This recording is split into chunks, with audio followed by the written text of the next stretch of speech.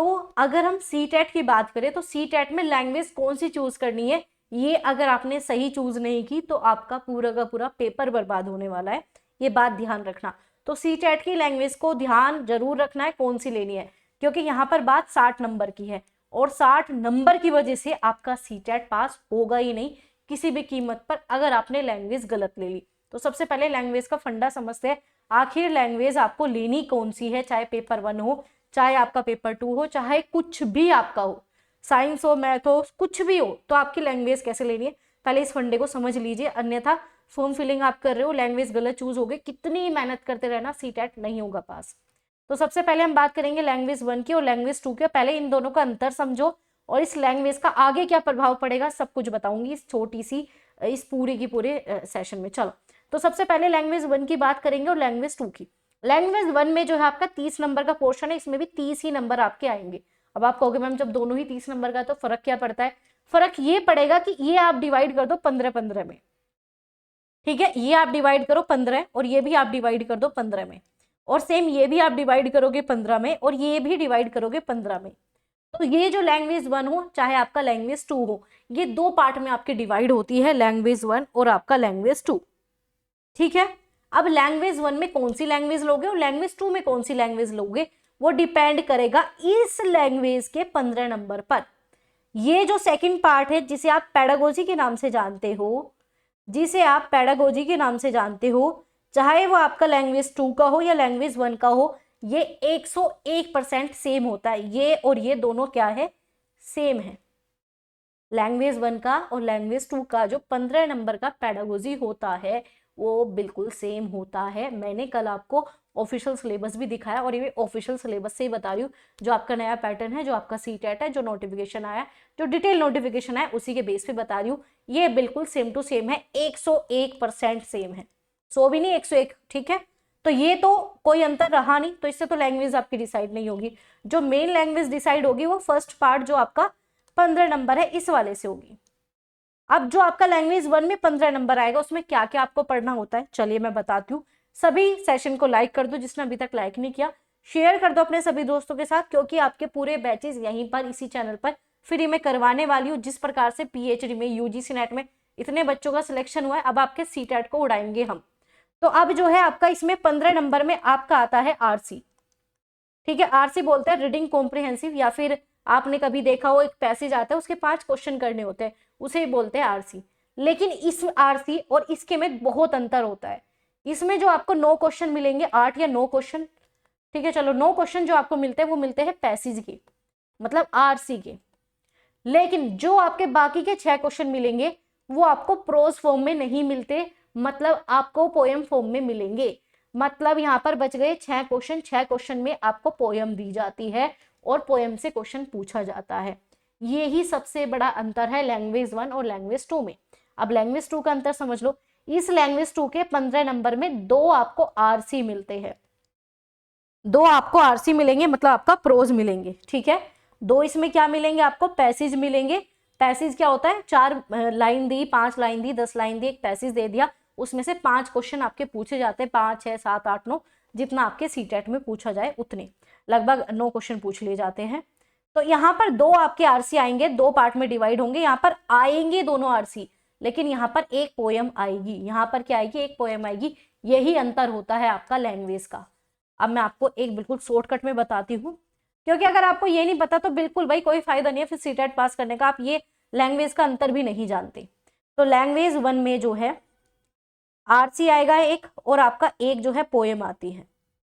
Language 2 में आपके 2 RC आते हैं, ठीक है, इसमें कोई पोएम नहीं आती। ये आपका 15 नंबर का और ये भी आपका 15 नंबर का। अब सबसे बड़ा कंफ्यूजन आपके सामने ये है कि लैंग्वेज 1 में कौन सी लैंग्वेज ले और लैंग्वेज 2 में कौन सी लैंग्वेज ले। अगर मैं बताऊं कि मैंने कौन सी ली थी और उसका बेनिफिट क्या था, वो भी मैं आपको बताती हूँ, ठीक है, वो भी मैं आपको बताती हूँ।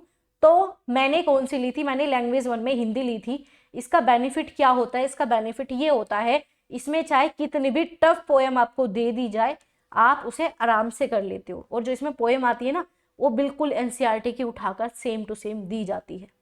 और चैनल पर पहले ही मैंने आपको NCERT बहुत सारी चीज करवा रखी है, तो क्या करेंगे, पोयम आती है, और पोयम हिंदी में करना बहुत ईजी है। वहीं पे अगर आपको यहाँ पर आपने अगर इंग्लिश ले ली तो प्रॉब्लम ये आ जाती है, इंग्लिश में इतने सारे सिनोनियम, आपका एंटोनियम होते हैं कि आपको उसका मीनिंग नहीं पता होता, जबकि हिंदी में पता होता है। तो आपको लैंग्वेज 1 में हिंदी लेनी है, जिसकी मदर टंग या जो हिंदी अच्छे से पढ़ना जानता है, ठीक है, वो हिंदी ही ले। अगर आपको लगता है मेरी असम अच्छी है या मेरा बंगाली अच्छी है, जो भी आपकी है आप उसे ले सकते हो। मैंने अपनी बताई कि मैंने हिंदी ली थी, और हिंदी लेने का बेनिफिट क्या है, क्योंकि मुझे हिंदी आती थी। अगर आपको हिंदी नहीं आती तो आप हिंदी बिल्कुल भी मत लेना, क्योंकि जो भी आप लैंग्वेज 1 में लैंग्वेज लोगे वो लैंग्वेज लेना जो आपको अच्छे से आती हो, चाहे असमी आती हो, आपको बंगाली आती हो, मराठी आती हो, उर्दू आती हो, फारसी जो आपका मन करे आप इसमें वो लैंग्वेज चूज कर सकते हो। आगे नौकरी पे प्रभाव पड़ेगा नहीं, अभी बताने वाली हूँ, पहले लैंग्वेज 2 पे आ जाओ।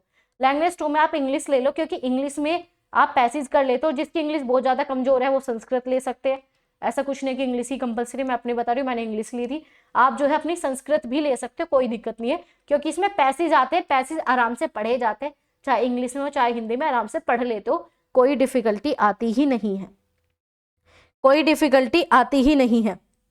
समझ में आई ये बातें।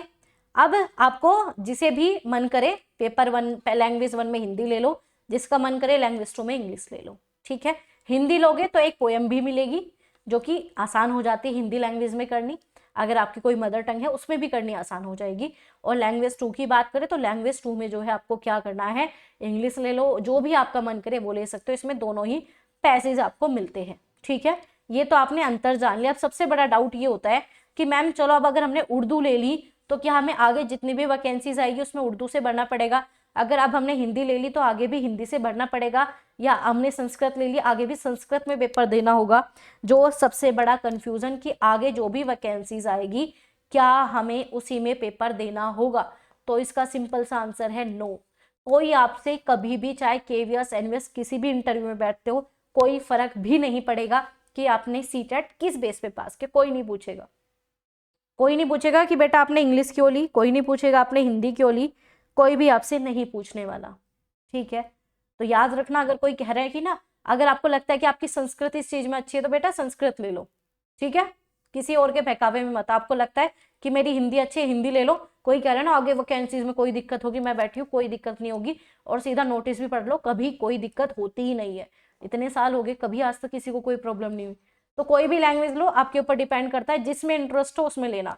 अब आप कहोगे मैम कैसे पता लगा इंटरेस्ट किस में है, तो एक पेपर लो भाई हिंदी का, एक पेपर लो इंग्लिश का, एक पेपर लो उर्दू का, है जो भी आपकी थर्ड लैंग्वेज है, इन तीनों का सबसे पहले एक टेस्ट दे दो, और जिसमें आपको लगे ये लैंग्वेज मुझे इजी सी लग रही है, नंबर पे मत देखना कि आपके नंबर क्या है, स्कोर पे काम नहीं करना। टेस्ट देने का मतलब है कि ये देखो कौन सी लैंग्वेज आपको ईजी लग रही है, जो आपका मन कहे वो ले लो, क्योंकि बात यहाँ पे 60 नंबर की है, किसी के बहकावे में आके लैंग्वेज आपको लेनी ही नहीं है।